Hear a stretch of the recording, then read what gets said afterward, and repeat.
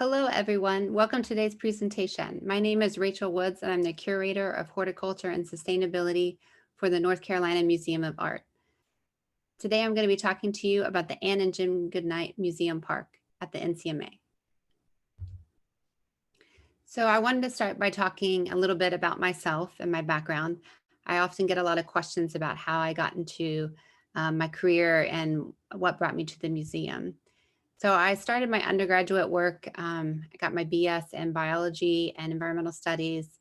Have always been very passionate about nature since I was a child. So it seemed like a really great career path for me. And I really enjoyed my studies.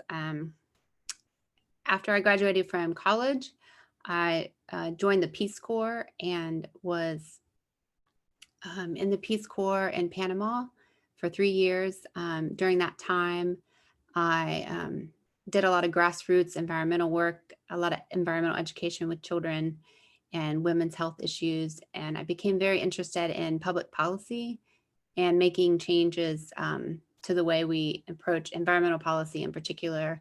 And through sort of working with grassroots movement, I decided that I wanted to go back to school and get my master's in environmental policy, but also since I had my background in science already, I didn't want to kind of deviate from that. So when I returned to the US, I went to Indiana University and I got my Master of Science in Environmental Science with emphasis on restoration ecology and my MPA in environmental policy. So when I finished my master's work, I was really fortunate to go on working with a firm in Indiana that worked sort of all over the Midwest, doing ecological restoration projects, focused mostly on wetland restoration and prairie restoration. They also did invasive species management, and my role at this firm was doing GIS mapping, a lot of ecological inventories, restoration design, planning, and implementation. So a lot of the work that this firm does is on nature preserves, working for the Nature Conservancy or state preserves, and most of these parks aren't actually open to the public. And so I felt kind of disjointed and missed working in education and with sort of the public's or educational side of doing ecological work. So my husband took a job at UNC and we both moved to North Carolina, and I became the curator of exterior horticulture at the NC Zoo in Asheboro. So for those of you who aren't familiar with the zoo, a big part of the zoo is actually habitat interpretation in the exhibit. So all the habitats for the animals are supposed to sort of emulate what their natural habitat looks like as part of the interpretation of the overall picture of not just the animal, but what the environment looks like that the animal lives in. So a lot of my work there was working on curating the North American native plant collection, as well as the African Sonoran Desert collection. So that was a really fun time. I really enjoyed, again, the educational side, being more embedded in that side of not only plant conservation and helping educate children and the public on plants and what they look like and what habitat they grow in, but also, you know, learning a lot about the animals and how they interact with plants was really exciting.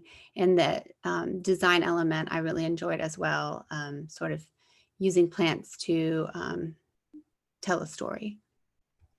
So I left the zoo in 2016 and joined the team at the museum, working with Dan Gottlieb and the museum park department.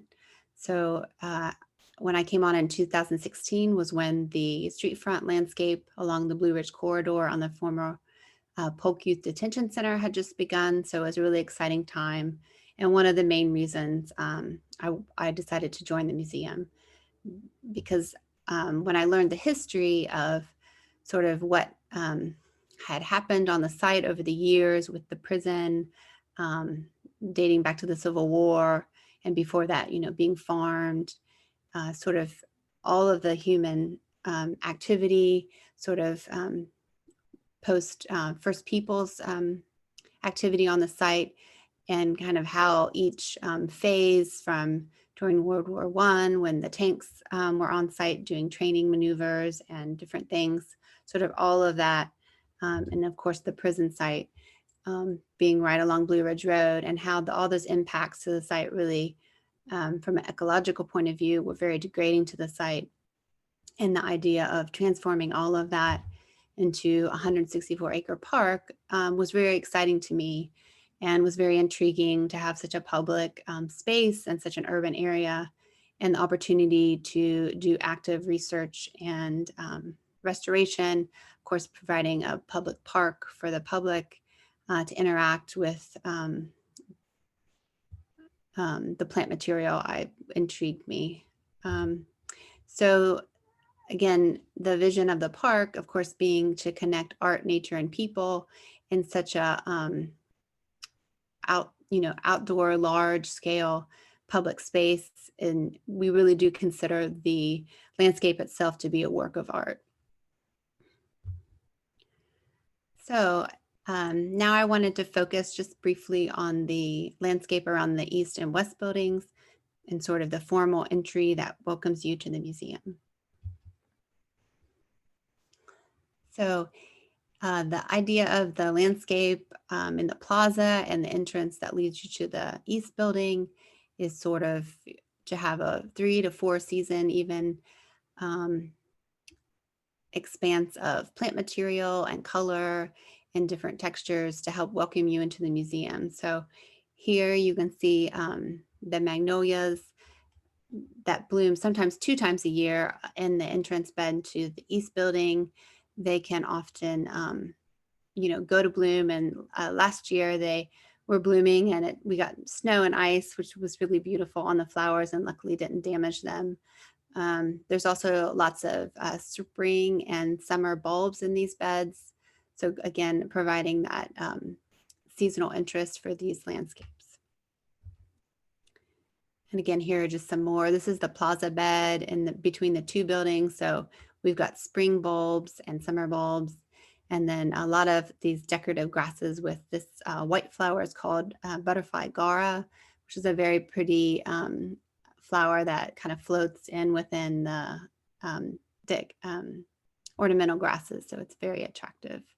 And again, that seasonal interest, just lots of color and textures.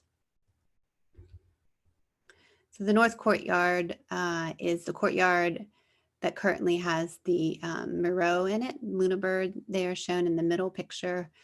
And then the pool in this landscape contains the American lotus flower, which is the one in the top left-hand corner.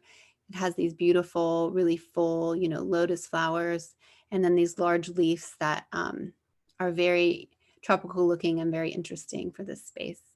The trees in this landscape are called lacebark elm because, as the picture in the right-hand corner of the slide shows, this sort of lacy texture that the bark naturally takes on, which is, again, providing those interest colors and year-round sort of texture in this landscape.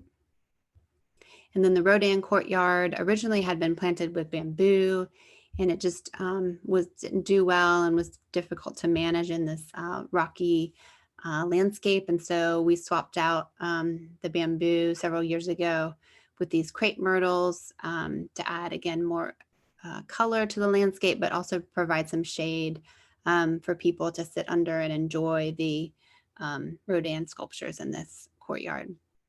And of course, this has a very beautiful pool as well, with 2 species of water lilies that are really interesting, and they attract these beautiful blue dragonflies. So all the colors together are really mesmerizing. If you've walked around the rear of the West Building and between the 2 courtyards, or 2 or 3 courtyards, you'll see these kind of fluffy landscape beds that are kind of like depressions that you'll see, and they have the variety of reeds and sedges and grasses in them. these are all rain gardens or biocells that are designed to collect all the stormwater runoff from the west building roof line, as well as the surrounding landscape and the parking lots. So once they collect all this water, it's stored in the landscape beneath the ground, kind of behind the west building, and all of that water is in a cistern that we use to irrigate the landscape with. And once that cistern is full, the landscape or the water goes via underground pipes to a swale and eventually reaches our stormwater management pond, which we'll talk about later in the presentation. So managing stormwater is one of the most important sort of sustainable things that we do at the museum, as well as not using potable water for irrigation, but instead of reusing rainwater for that purpose.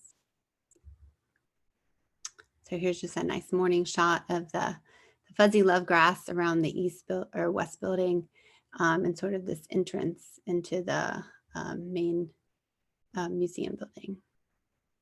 Oh, and I think I forgot to mention this year was the 10-year anniversary of the East Museum building, and there's currently an exhibition in the West building for on this architectural process. If you haven't seen it yet, I encourage you to come see it. It's very interesting.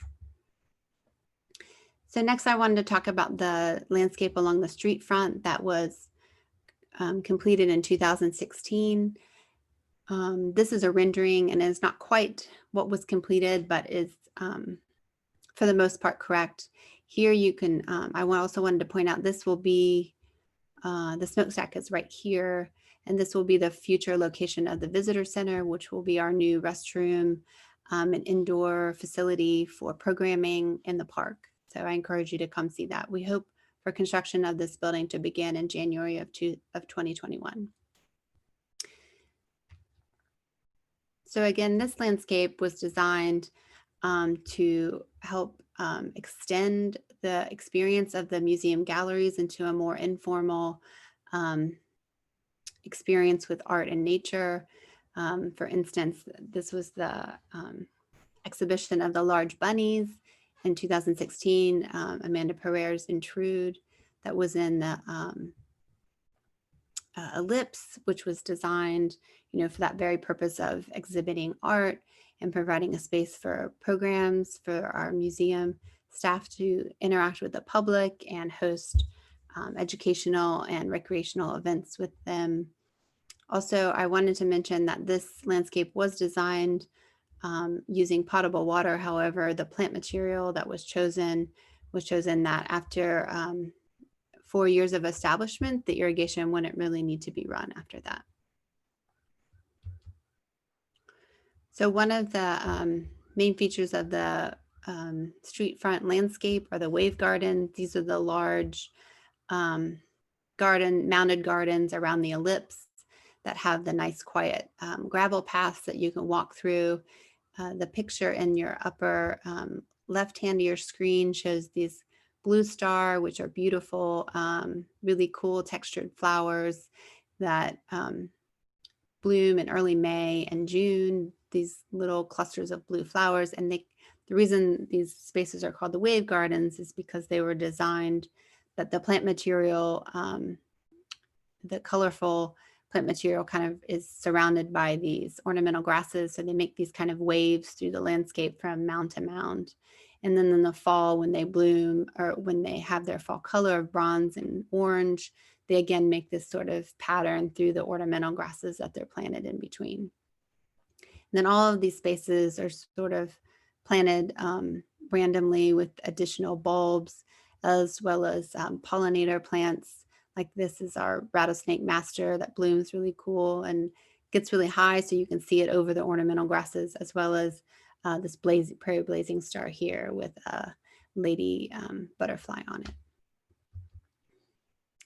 And then the Partier Garden, if you've heard this referred to in programs or other events advertised by the museum, Partier is just referring to, it's a French design garden term, and it just means a geometric pattern of raised beds for planting and it's typically in a very formal setting, and ours isn't quite as formal as some in Paris. However, we do have the series of the raised beds, and they're planted with these yuccas, and are very great backdrop for the red Ulalu Marc de Suvre sculpture in the Partier Garden. So when we talk about the sustainable museum, it's not just environmental, we're also talking about the social and economic impacts and decisions that are being made with design choices to ensure that the museum has long-term sustainability and can sustain itself. The other purpose of the park is actually to attract other segments of the population that maybe wouldn't come to the art museum, but would be drawn to the park, and over time, hopefully would also then come into the galleries and enjoy the galleries. So it's a very great way to outreach into different segments of the population. We've certainly seen great visitation in the park during this year, during COVID, and people, I don't know if having more time to explore, but certainly having less options and having the outdoors available to them has been a great relief, I think, for our community. So some of the principles that I wanted to talk about today that we use when we make design choices in the park. There are lots of course, choices that go into creating a design and decisions on strategic planning in the park.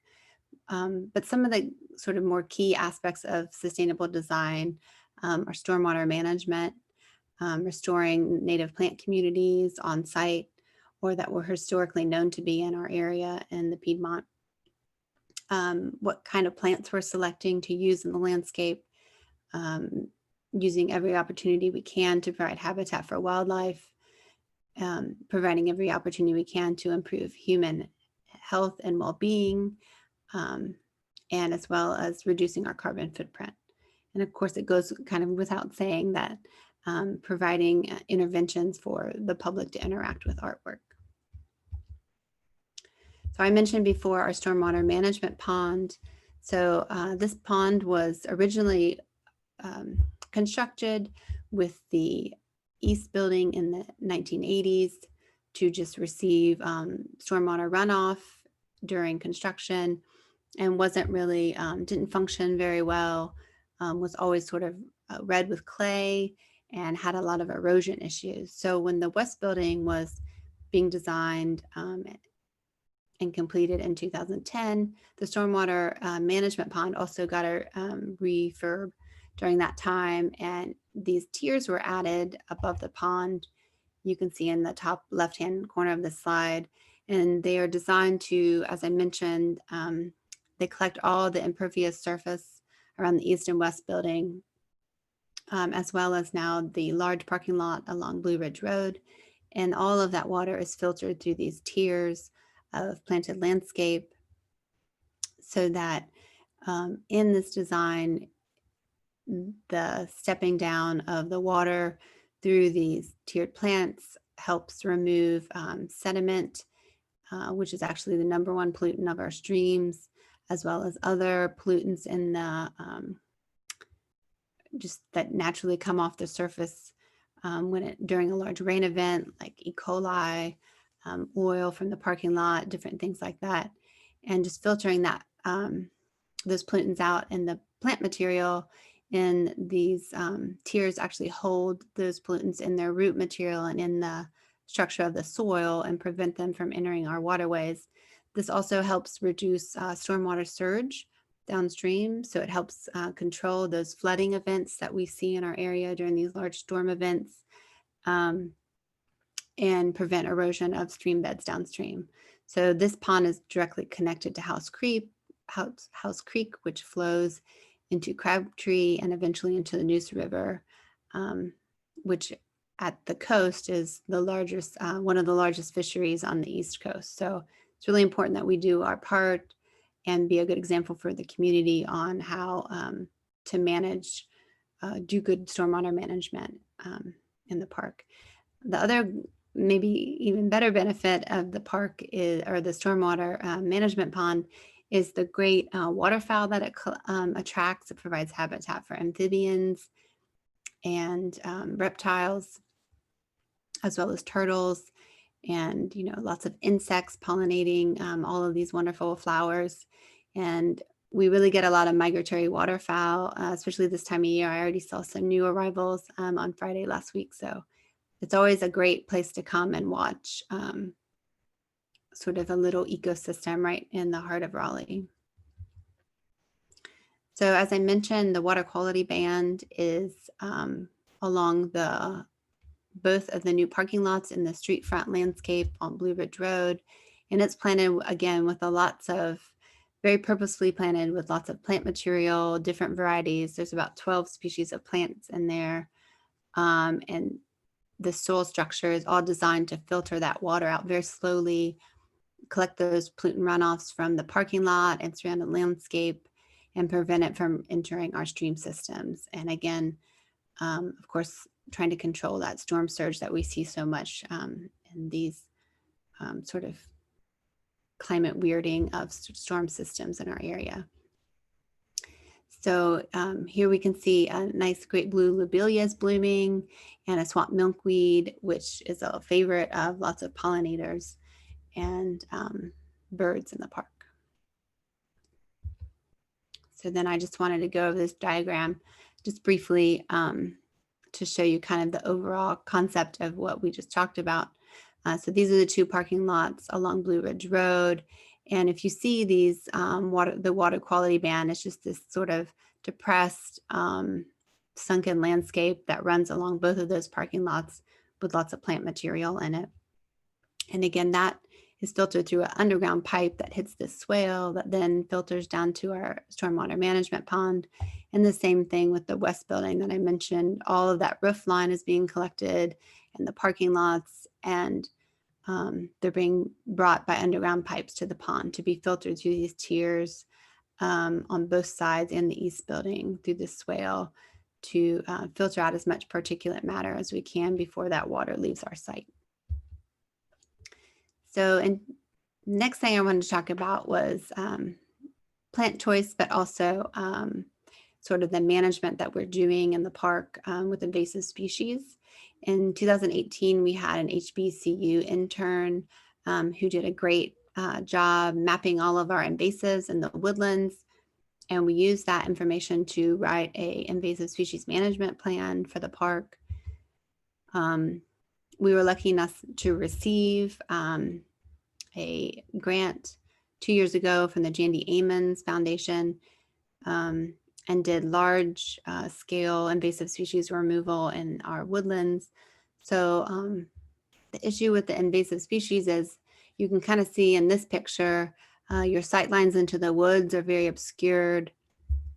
So you can't really see beyond the trail into the woods, sort of see the structure of the habitat. It's very closed off. It's kind of like a green wall that's not very inviting. It's also preventing new tree seedlings from growing. It's preventing our wildflowers and ferns from growing and blooming. So it's just really important that we keep these species managed. Right now, we manage about 15 species in the woodlands, which really open up the landscape. This is that same space afterwards. So it really opens up those sight lines so people can feel more comfortable walking, on the paths along the woods. They can really enjoy the structure of the woods. We've seen a number of orchids coming up that are native to North Carolina in the woods, and ferns after these plants have been removed. So that's really exciting to see. And we've also done lots of forest replantings with local K through 12 children, as well as college students, which is, a great benefit for the museum to have the helping hands, but it's also a great opportunity for us to, get some groups of young people out in the park who maybe haven't had the opportunity to work in a garden or to do planting. And it's, of course, a great outreach into our community and an opportunity for groups to come back and check on the trees that they planted in the future and show their families this great service they provided for the museum. We also do lots of partnerships with the community, and one of them is with the North Carolina Native Plant Society. So they get permission, this group does, to go out to sites that are scheduled to be developed for commercial purposes or for housing. And we'll go out and sort of rescue the plants. So we dig up a lot of ferns, wildflowers, smaller tree seedlings, and then bring them back to the park and plant them in our woodlands. So it's a great way to not lose that local genetics and the plant material, but also have this great partnership and provide plant material for our restoration projects in the park. So when I talk about good plants and bad plants, as I mentioned, unfortunately, most species that are invasive in our park were actually landscape plants. So they're plants that are being sold by nurseries, used by designers and landscapes and by homeowners. And so I just encourage you, when you're doing planting at your home, that you sort of look into the shrubs and different plant material that you're using and whether or not it's invasive. Unfortunately, birds in particular really transport berries and seeds around, and sort of, as I mentioned, one of the things that we try to do is for things that aren't native, we make sure that they aren't invasive when we're using them in designs, because we want to be a good neighbor and not have the potential for something that we plant in our park to become an issue somewhere else, like Umstead, for instance. So the other thing I said about plant choices was that we want to make sure that they provide habitat. Of course, we love all of our local birds, our raptors, and waterfowl, as well as our turtles. And we do have an apiary for honeybees with a partnership with Bee Downtown of 15 hives in the park right now. And we they just gave us our collected honey from this last year, and that will be available again for sale in the museum store this year. And of course, providing habitat for pollinators, as I mentioned, not only the honeybees, but our native, other native bees, like carpenter bees, and our butterflies as well.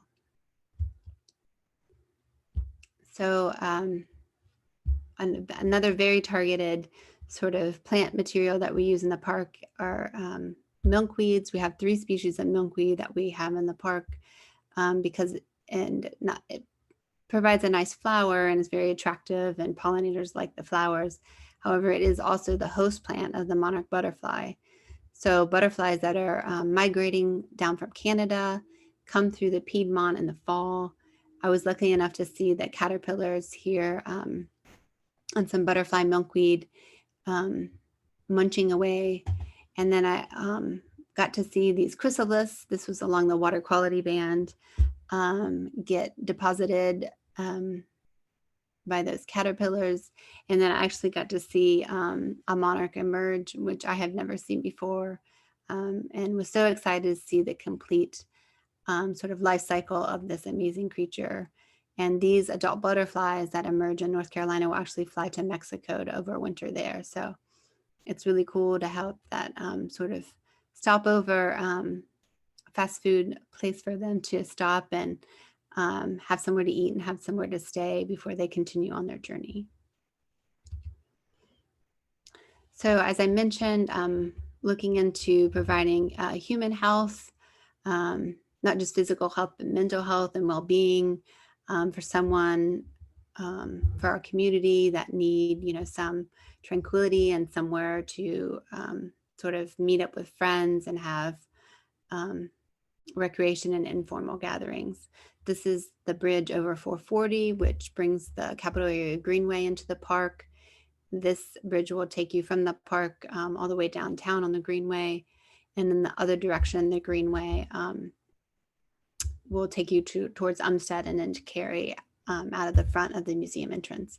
So providing those with this and our bike share that we now have the museum entrance, as well as the two bus stops at the museum, all reducing that carbon footprint and inviting more opportunities for people to experience recreation and enjoy the park that don't have to necessarily be arriving by car. Of course, maintaining lots of open spaces and different opportunities for our educational teams and program teams to do programming and partnerships with our other DNCR agencies and local schools and groups that really enjoy recreation and programming in the park. This is just another community partnership that we have with the North Carolina State University, their horticulture club that do these plant sales every year. The sale this year, unfortunately, was not as interactive. It was all pre-sales, and I assume that we'll do the spring sale the same way, but it's still a great way to provide this outlet, both educational opportunity for children and college students, but also for our community to come and learn about plant material. So our park theater, of course, is a great space for all of the performing arts that we hope to have again next year. Kind of goes without saying, providing opportunities for the public to have social interactive encounters and interactions with artwork in the park. So I wanted to touch on just a couple of projects that we had this year in the park. One was our sunflower planting.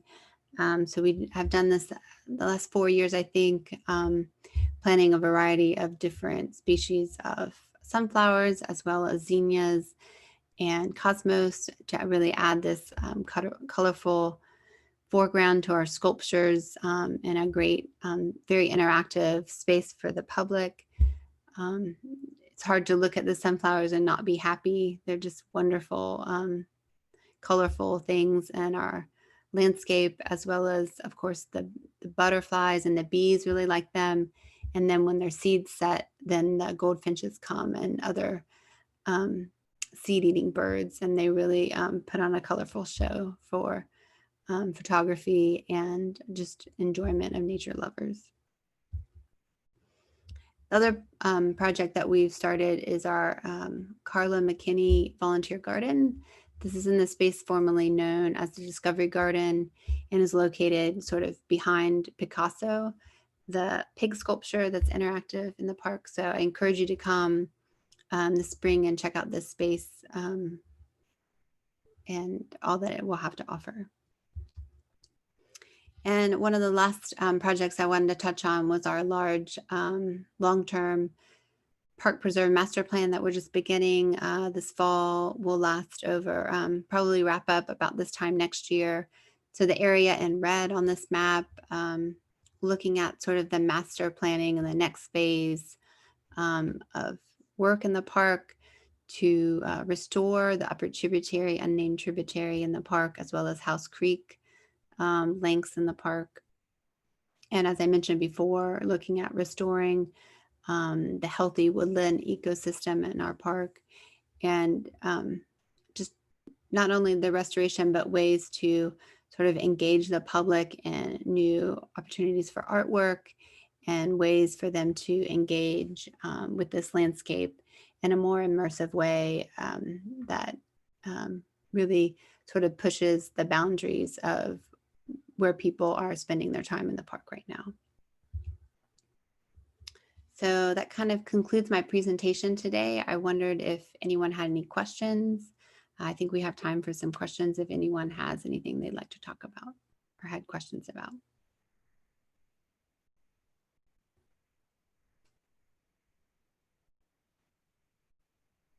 I believe we're all set. Rachel, if you just want to take us out. Okay, great. People can come visit the park. Okay, super. Well, yes, I certainly encourage people to come and visit the park. There's a number of new programs that are going to start over the next couple of months. So I encourage you to visit our website and check out those for scheduling. For our events right now, even if they are free, you still need to have a ticket to participate. So again, the information should be available on the website. And I hope you'll come see us. Thank you.